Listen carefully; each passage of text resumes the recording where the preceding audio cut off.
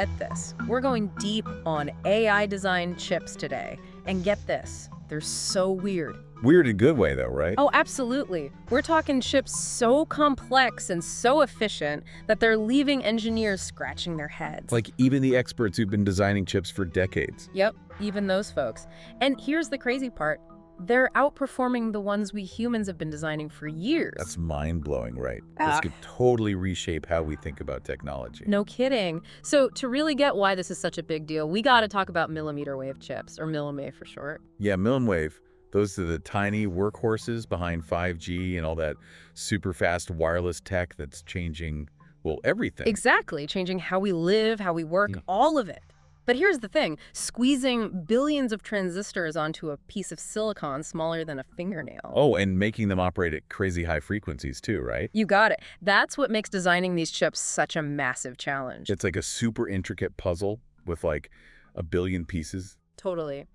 And up until now, designing these chips has been, well, a really long and tough process. Lots of trial and error, building on old designs. Right, tinkering with things, seeing what works. But researchers at Princeton and the Indian Institute of Technology, they were like, nah, we're flipping the script. So they turned to AI. Exactly, but not just to speed things up. They went way deeper, using what's called an inverse design method. Inverse design. Okay, break that down for me. It's like this, instead of messing around with individual components, they gave the AI a set of performance goals and said, go wild, figure out how to make this happen. Okay, I'm listening.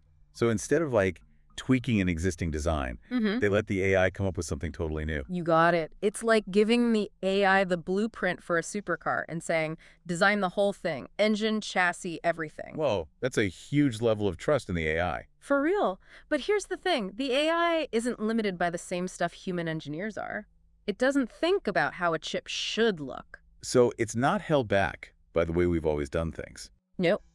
The AI sees the whole chip as one big system, all interconnected. So it's coming up with designs that we'd never even think of. You bet.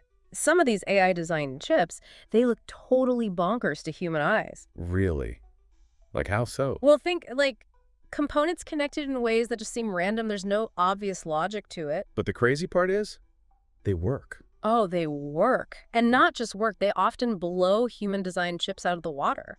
So it's not just that the AI is faster, it's actually smarter in a way. That's the thing. It's like the AI is tapped into some secret level of trick design that we haven't even discovered yet. Like it's working on a whole other level. Exactly. And that's why this is such a huge deal. It's not just about making our phones a little faster. This could literally change the whole game for electronics design. It really could. And, it makes you wonder if this inverse design thing can work for chips. Could have worked for other stuff too. Right. Like what about solar panels, building materials, even medicine? Now we're talking. The possibilities are insane. Totally. It's like we've stumbled onto this whole new language of design, and guess what? The AI speaks it fluently. And we're still trying to figure out the alphabet.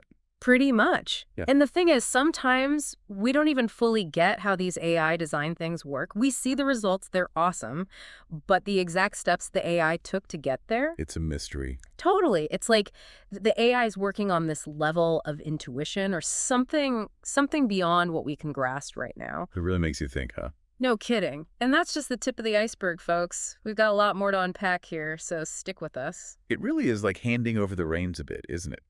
Giving the AI the tools and letting it craft these incredible chips.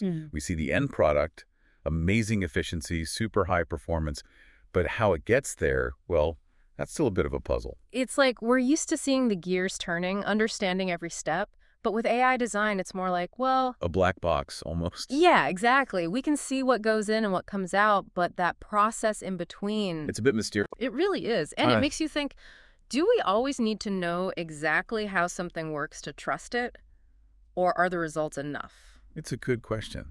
And it's becoming even more relevant as AI gets involved in, well, pretty much everything. Like, think about it. Algorithms decide what we see on social media, what products we're shown online, even help doctors diagnose illnesses. And a lot of times we don't fully get how those algorithms are making those decisions, right? Exactly. We kind of just trust them because, well, they seem to work. They're giving us what we want, so we don't question it too much. Right. But circling back to chip design, if we're relying on AI to create these things that we don't fully understand... does that change how we view technology?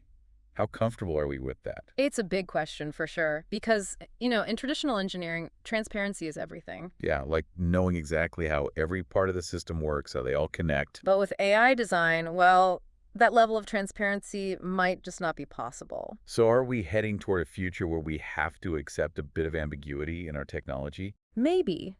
Where we trust the AI because it delivers, even if we don't get every detail. And it's not just chips either. Think about drug discovery. AI is already finding promising new drugs, but how it's doing that? It can be super complex, right? Oh, absolutely. The connections it makes, the patterns it sees, even scientists are struggling to follow it sometimes. So we're basically saying, okay, AI, lead the way, even if we don't always know the route. Exactly. And that takes a shift in mindset, a willingness to be a little unsure. But it also opens up some massive opportunities, right? Huge. Think about the breakthroughs we could make if we really learn to work with AI, to leverage what it does best. It's like instead of humans versus AI, it's more like humans and AI together. Exactly. Teaming up to tackle the big problems, the ones that have stumped us for years. That's what makes this whole thing so exciting. It's not about replacing human ingenuity, it's about adding to it. Like giving it a turbo boost. Totally. It's combining our creativity and intuition with the AI's raw processing power and ability to see patterns we might miss. And that's where the magic happens, right? In that collaboration. Absolutely. But hold on a sec.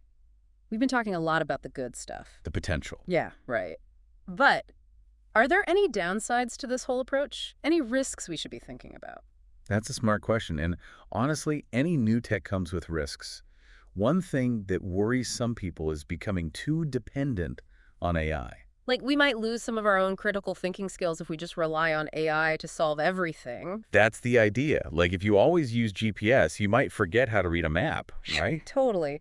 We got to make sure we're not just passively accepting whatever the AI throws at us. Right. We need to be involved, understanding, and shaping this technology as it develops. So it's all about finding that sweet spot, taking advantage of AI's power, but not losing our own human expertise in the process. Exactly. Yeah. That's the tightrope walk we're going to have to learn. For sure. Now, we've talked a lot about the bigger picture. The philosophical stuff, yeah. Right.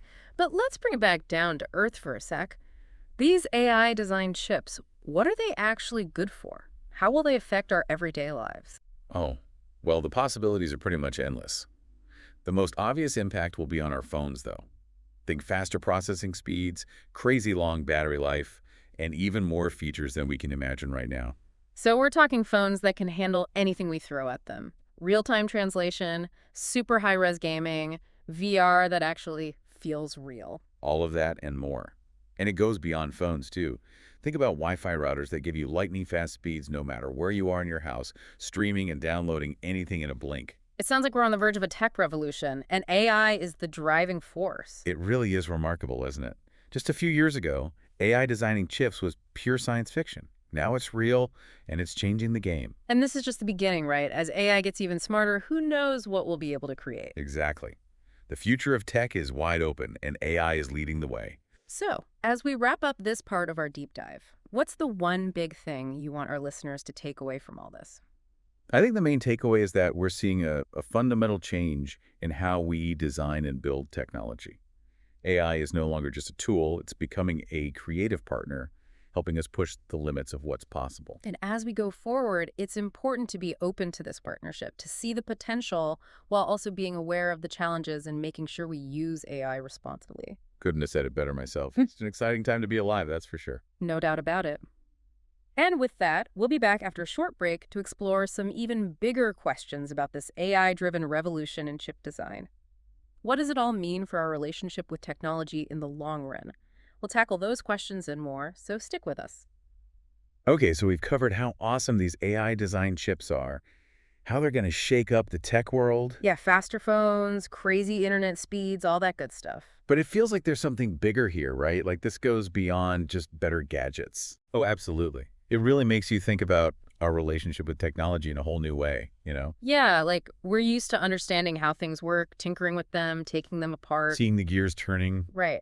But with this AI design stuff, it's like we're entering this realm where the how is kind of mysterious. Like we trust it because it works, but we don't always get the whole picture. It's kind of like we're shifting from a mechanical view of tech to something almost organic.